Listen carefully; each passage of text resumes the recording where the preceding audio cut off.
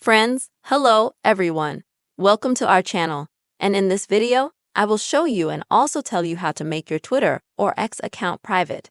Don't forget, dear friends, please give this video a like. Also write comments and subscribe to our channel. Now let us get down to our topic. So friends, first of all, open the X app please, or as it is called in the old-fashioned way, Twitter. Now on the top left, click on your image. Then scroll through a little bit, select Privacy Settings. After that, Privacy and Confidentiality. And here, friends, select the very first option. Next, you'll need to find also the first option about your X account and click on the button to make it private.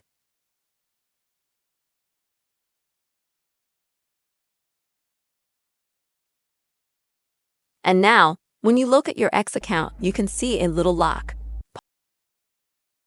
That will tell you that you have a private account. That's how quickly and easily you, dear friends, can make your Twitter or X account private. I really hope you found this video helpful. Don't forget to like, comment, and subscribe to the channel. Take care.